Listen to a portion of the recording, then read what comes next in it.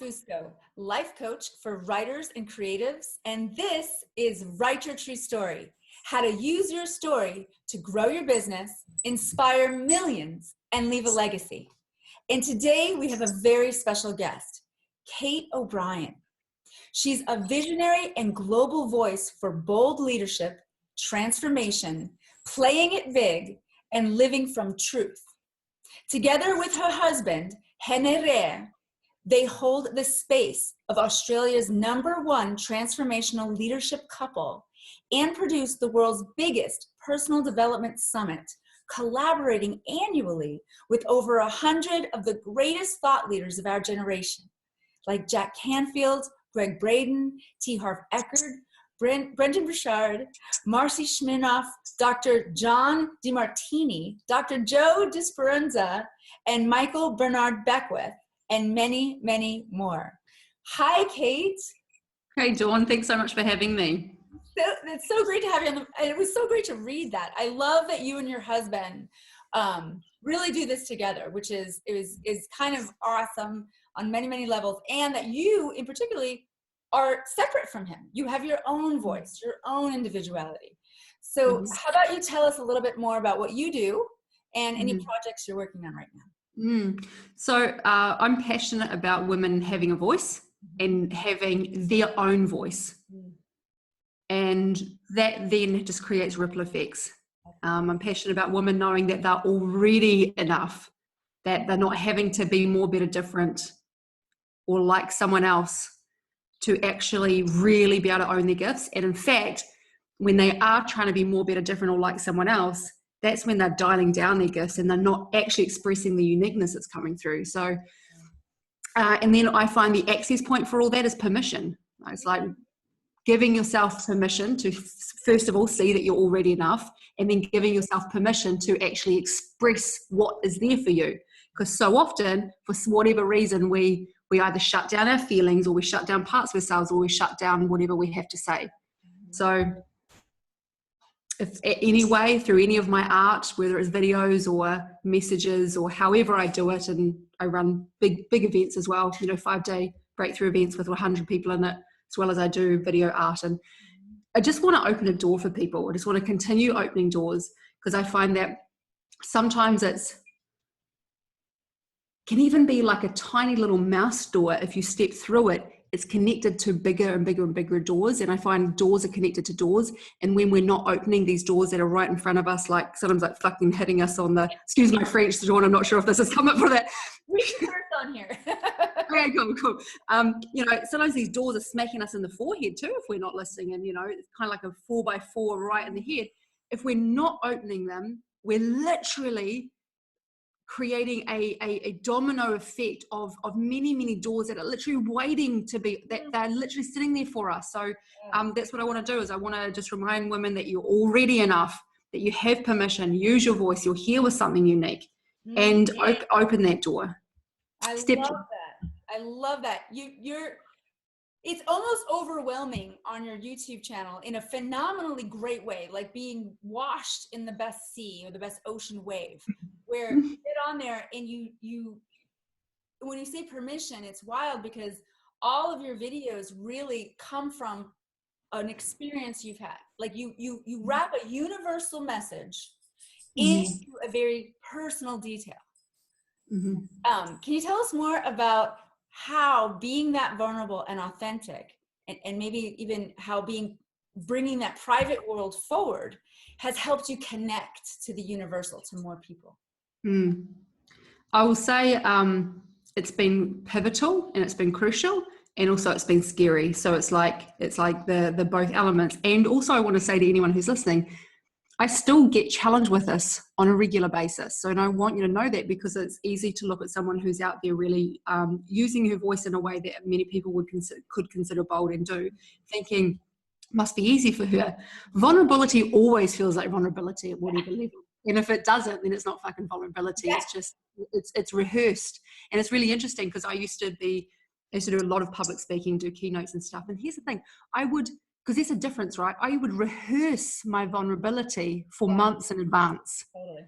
And then I'd get up on stage and I'd do this performance that people would go, wow, standing ovation, wow, you were really vulnerable. But I used to think, I used to feel so nervous for months going in because I wanted to, my intention was outside of myself on how I wanted other people to react.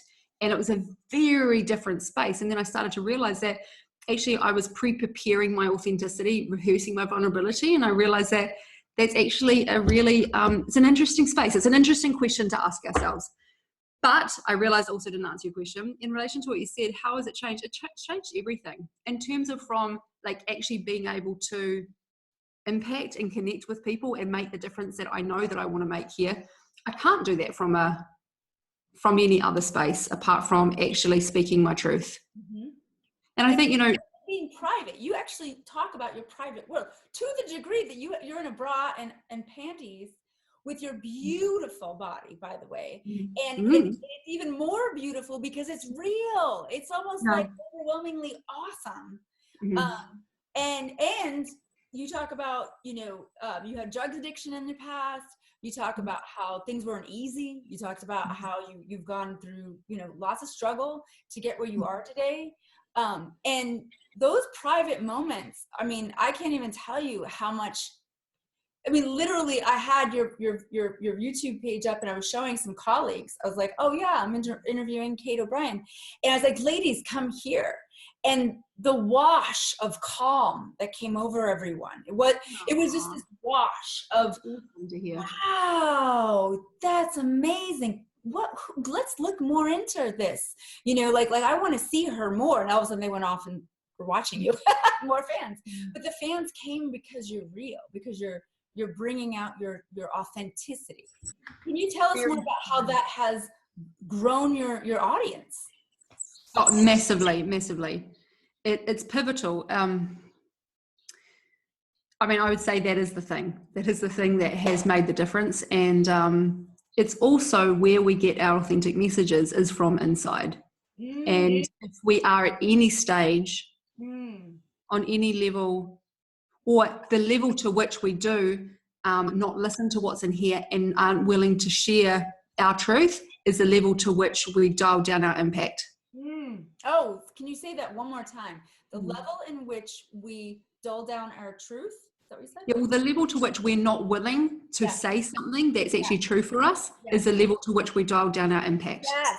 Amazing. Great way to put that. I love it. And I think the thing is, we all just have something or stuff that's in the background that we're thinking, if they know this about me, doomsday. And we don't really face that boogeyman of, well, what is the actual concern? And what do we actually think that will happen? Because it's actually a boogeyman. It's this boogeyman fear in the background that if they see that thing about me, and it's, but as long as we're doing that, we're running from ourselves. Excellent. And then our message comes out in a smell a rat kind of way.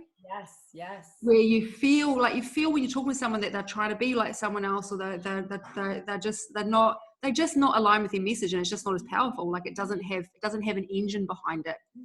Excellent.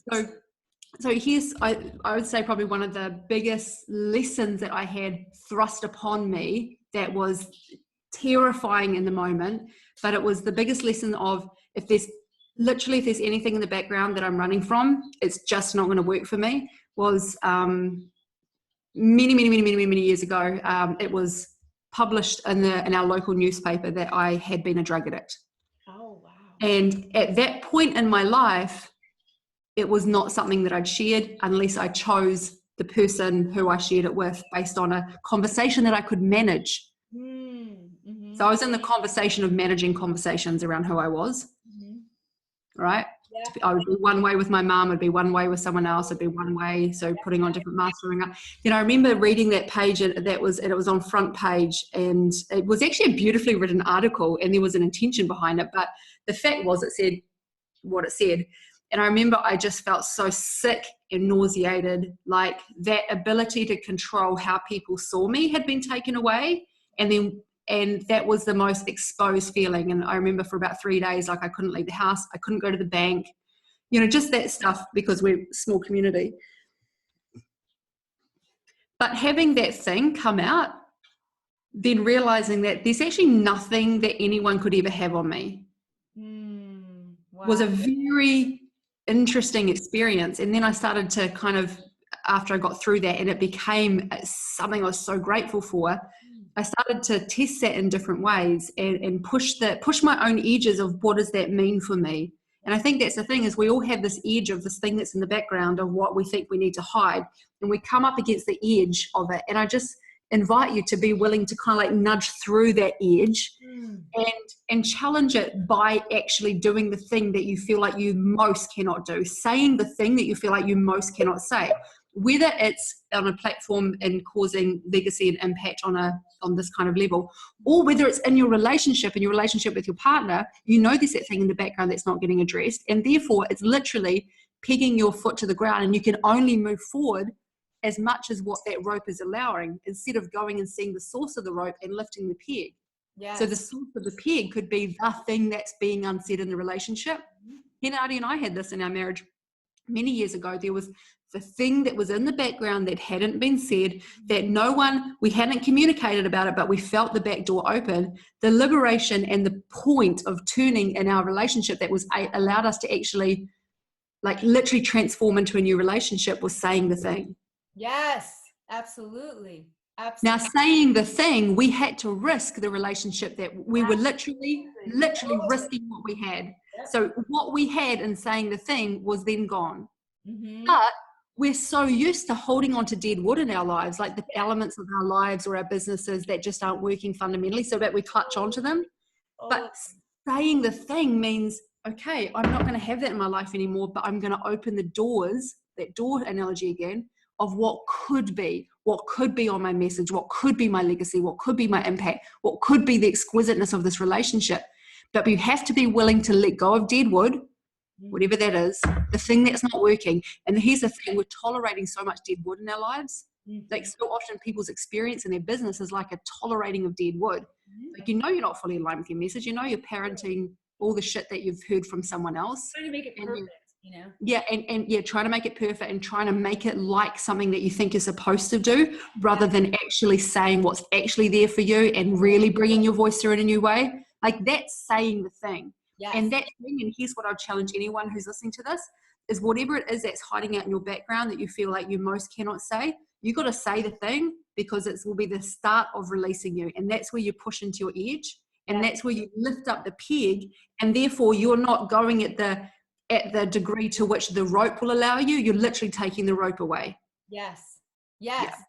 Do you have a memory of, in your business, or, you know, as you're moving into who you are in the world and your career and your purpose, do you have a memory of, oh my God, I said that, and the liberation just, or like, there must have been some areas where you finally let loose and you were like, oh my God, this feels great. And it was, you know, I hear that like it comes in stages for a lot of people. I mean, for me, I'm sort of out there. I don't know if I ever had a stage other than like 0 to 100, because I'm sort of extreme. But actually, when I look back at my business, I actually did sort of work into my authenticity. Do you have a memory of that, where you let go of that cord and was like, whoa, this is it?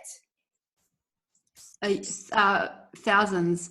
And I think that's the thing, is they're always incrementally at the next level to which we're able to push into. Absolutely. Right? So like the level to which I push now, I just wouldn't have had the capacity to hold that level of push in the past. So my pushes now, it's funny because they still feel the same, right? Yeah. They still feel the same, because it's still a push at the level to the capacity in which I'm able to push. But yeah, I mean, there's things I remember, particularly one, so I'm standing on stage. Henadi and we run breakthrough events where we have, 100 people in the room for 5 days, and they travel from all around the world. We were literally standing there. I was in the middle of a thing that I was doing an exercise, and I just realized, so Hen's off to the side, and I'm like, something's going on between us. I could just tell what, woman's intuition. So I called a timeout on the exercise. So I called a timeout on what I was doing. I put people into an exercise. And so we went up to the top floor where our apartment was. Okay. And we talked about it. We had a massive argument. We're right in the middle of a workshop, and this was quite a few years ago, and we just really had a big meltdown, Barney, and butted heads, and I was crying, and it was like messy. And I was like, 5 minutes in, like, I have to go. I've got a workshop there. We'll continue this later, kind of, because I was at a 10 out of 10 in terms of my triggering with what was, because I was like, what? So we went downstairs.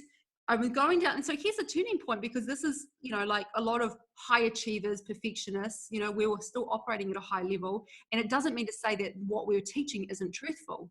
So this is the interesting thing, because we're holding more than one experience in our experience at any one time. So like there's a teaching of this massiveness, but there's also a teaching of humanity. So like I'm going down the lift 50 floors, and I'm like generating myself above the triggering, thinking I will deal with my triggering later and process it later. For now, my commitment is the room. Absolutely. So, generating myself. Now, there's nothing wrong with that, because that's pretty much what most people do. But here's the thing. We went back into the room, got back into it. I'm about 4 minutes into it, and Henadi walks into the room, walks up to the front and goes, everyone, we need to stop. And I'm like, no. In my moment, I felt sick. I felt like, oh no. And then it was interesting, because in the moment I'm feeling so sick, I also felt like I just have to let go of, like this is like hands like on my knees, surrender. So I just thought, I have no idea what's going to happen from here. And I just went and sat down and just literally was like, whatever's going to happen is going to happen. Yeah. And it's that sickening feeling of like, there's nothing in the background that people can't see. And then choosing that moment.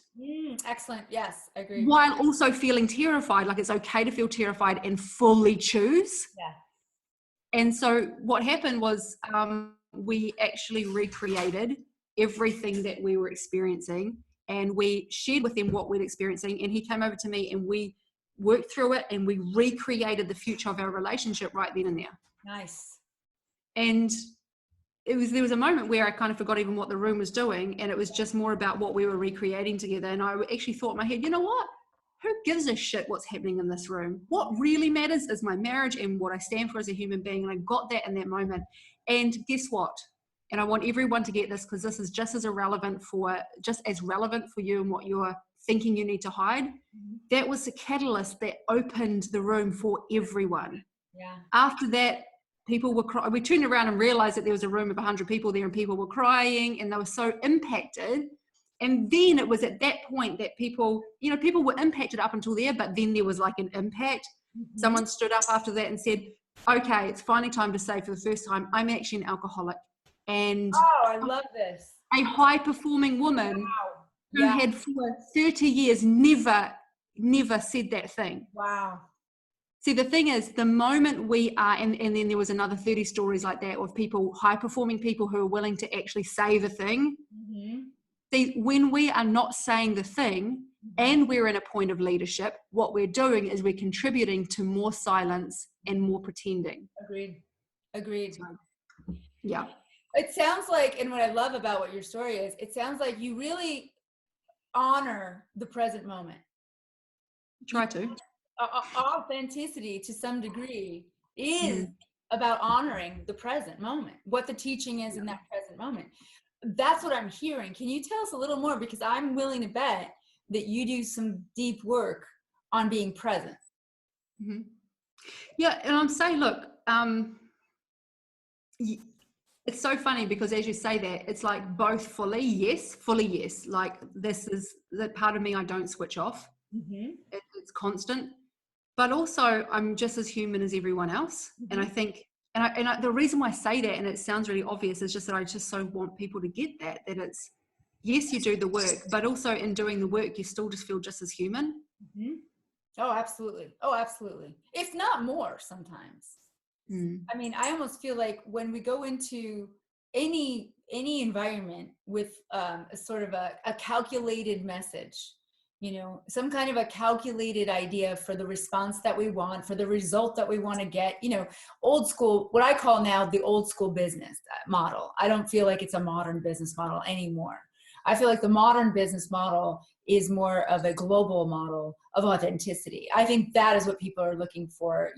Bullshit monitors are on. We know when someone's faking it. And being real and being present is like calling out the elephant in the room, is what it sounds like. We have to call the elephant out in the room. And this is different for some people. The millennials get it. People that are studying this get it. People that are willing to be authentic and take that kind of bravery get it. But there are people that I work with, men and women over 40 that are still trying to adjust to that model, with that fear. And there are some actually quite youthful people, young people that are wondering, well, what happens if I'm judged? And I have an answer for that, but I'm curious, what do you do with judgment? Just look at it for myself. Yeah.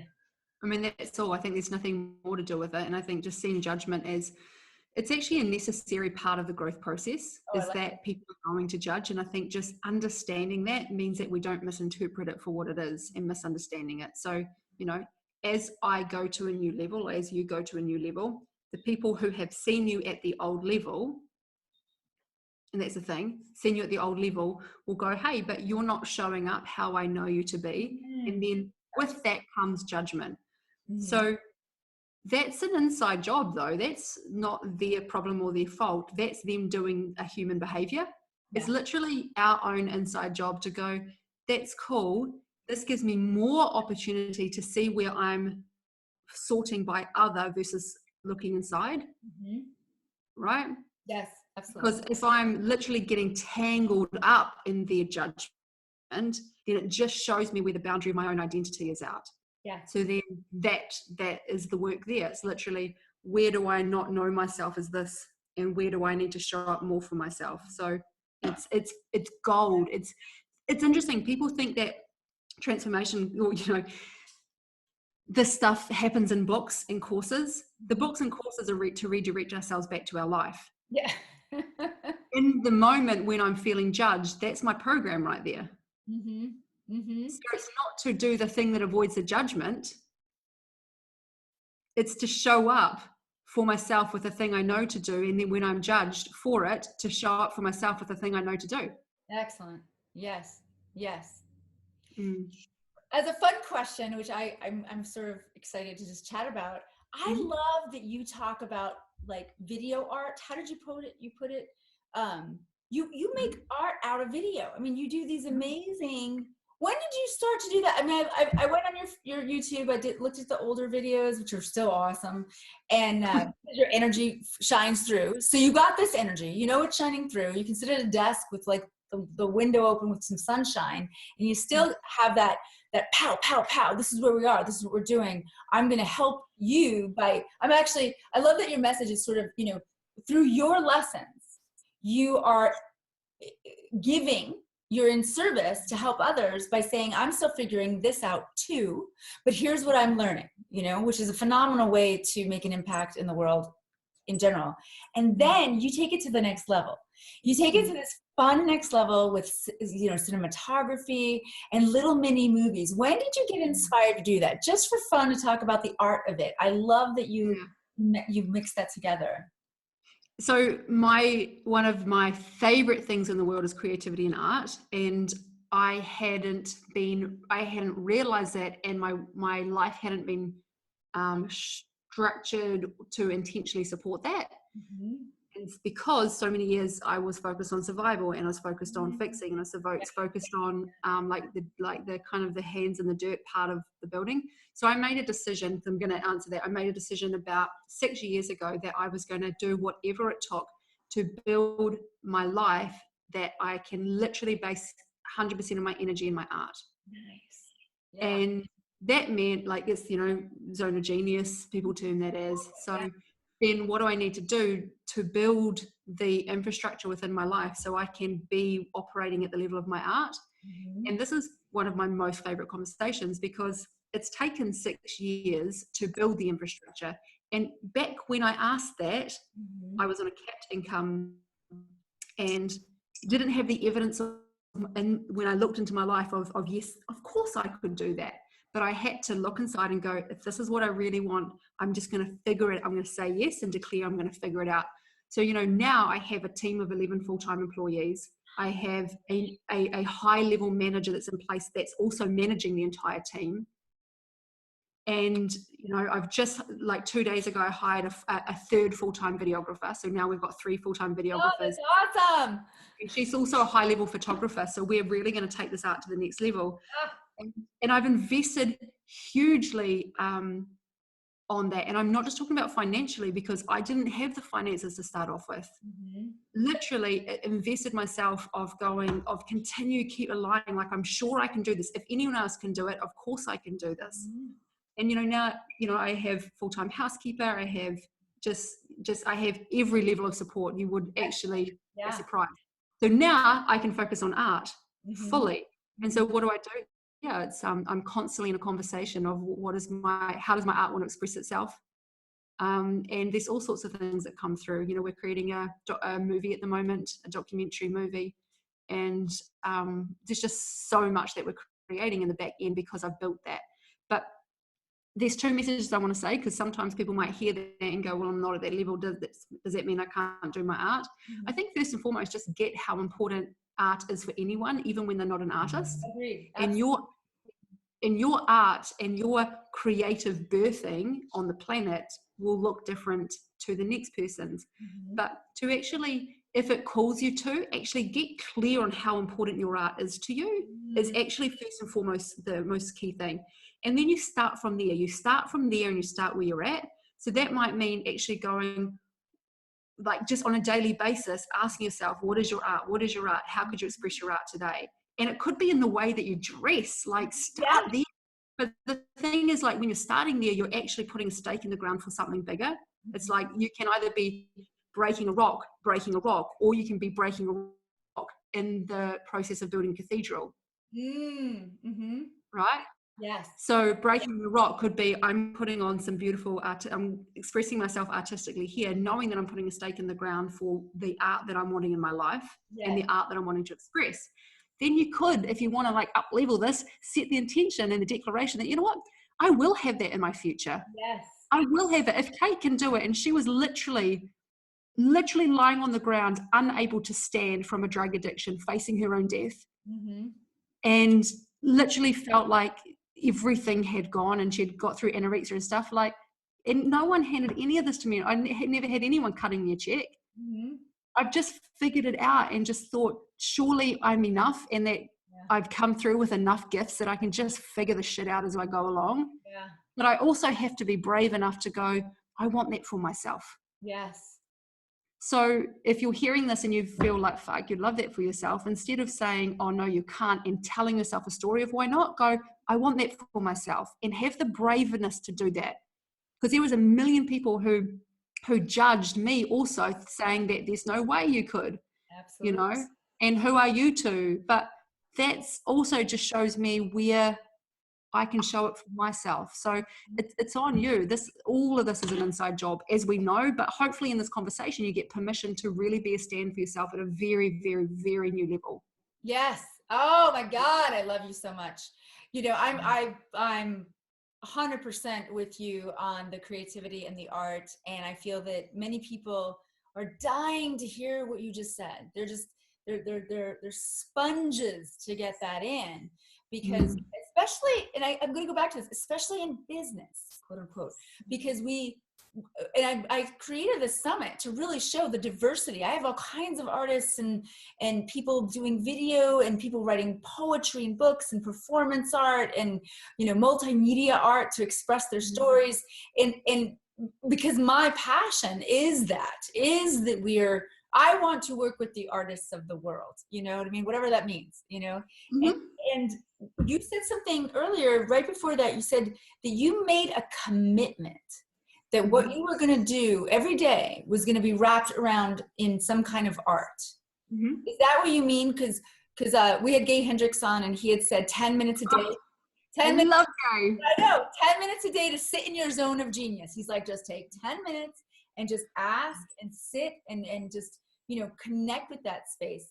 When you say you made a commitment, the turning point, tell us a little bit more about, like, how did it look for you when you made the commitment that regardless of what was showing up, you were going to make your life art every day in some way? Yeah.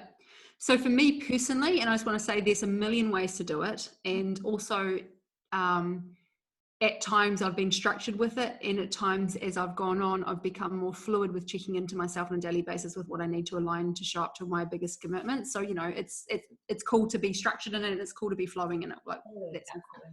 But so for me personally, the declaration and the commitment was that I was going to completely build the highest level infrastructure in my life, and whatever that meant and took, to be able to have me fully operating in my zone of genius. Wow. That was the commitment. That's amazing. And I had no idea what that would look like. I was willing to do anything and whatever it took and build whatever structure that would look like. So that's, you know, there was so like I'm talking about like delegating everything. And there's some things I haven't delegated parenting. I haven't delegated sex with my husband. And I haven't delegated. I love you. although some nights, no, I'm just joking. But you know, like, so I played with the edges of that for me, because so often we're just operating out of the stories that we grew up with, and so one of the things I did for 6 months is I hired a driver who was my personal driver for 6 months, to think, well, actually, so driving, that's just another task. Maybe if I delegate that, it can free up my mental space and I can do. So I had a driver driving around for 6 months, and he was my chauffeur, and I sat in the back, and that was all cool and well. But what I realized is that I like driving my own damn car. So I became the driver again. But just practicing and playing. That's the cool thing about life, is that we get to actually make these bold commitments to a new future for ourselves. And then when we make these bold commitments to a new future, then as we step into that, it then grows who we are, because we have to act in new ways to have that. I had to make new decisions. I had to make choices with my time. So it's interesting, because the whole people pleasing conversation, right? People pleasing, being the good girl, getting it perfect.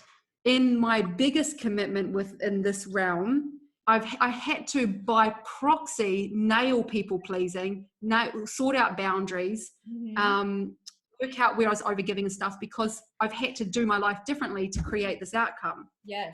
So it's interesting. So when we're bold enough to declare something, a new future in a certain area, it then has a ripple effects of, it takes care of the other things that feel like they're not sorting themselves out. So I could literally just focus on boundaries and people pleasing, or I could get up to something bigger, which has me have to sort that out. Yeah. I love it. Oh my gosh, you are such a breath of fresh air. I mean, really, I can feel it off of you. Like, I just feel better talking to you, and I'm sure that your retreats sound amazing. You know, I haven't had a chance to experience one, but I definitely feel like it's on my list. I'm like, oh my gosh, I was just like, I gotta get to one. They are big, and I'd say they're really big. We call it a leadership, and between ourselves privately, we call it a leadership intensive, because you come in and you just have like a physical 5-day enema of clearing out what has been in the way. And they're big conversations, and then they're very big, but it's they're important. So what gets happened at the stuff, like relationships get recreated and healed. Past stuff gets completed, and then new futures get created at not just at a level here, it's like at a level here. Yes. Oh my gosh, everybody out there, please, all the information is here. Please check out Kate O'Brien. You are just amazing, and you have a sort of amazing gift. It's 14 days for $14 or something. We've got an expansion school. It's called that Expansion School, and it's a great when I say level 1, it's a great entry point, that if you're not ready to fly out to Bali, or you're not ready to do like one of my high tier leadership trainings, then it's just a great point where you can have access to my ongoing trainings, because I do live trainings in there every week. And also we do a live guest trainer in there every week at the level of like Gay Hendricks. So he's been a guest trainer there. Danielle Laporte we've got coming up. Awesome. We have the Mac Daddy people in there. It's just so cool. And Lisa Nichols, all of that. So if you want to go in 14 days for $14, it's the URL is theexpansionschool.com. And Oh, then you can come in and you can trial it out and dip your yeah. toes in. And your Yeah. YouTube channel, which should be on here too. Check her out, everybody.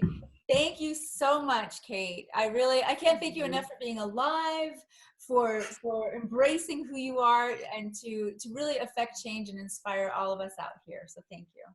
Oh, thanks so much, Dawn. And I so appreciate the conversation. Thanks for what you're doing and opening up these conversations on the summit too. Yeah, it's gonna be great. All right, well, you have a wonderful time. I know you're in Bali. Everybody, she's in Bali, and and enjoy your day and your evening and all that stuff. You too. Much love. Okay, much love. Bye bye.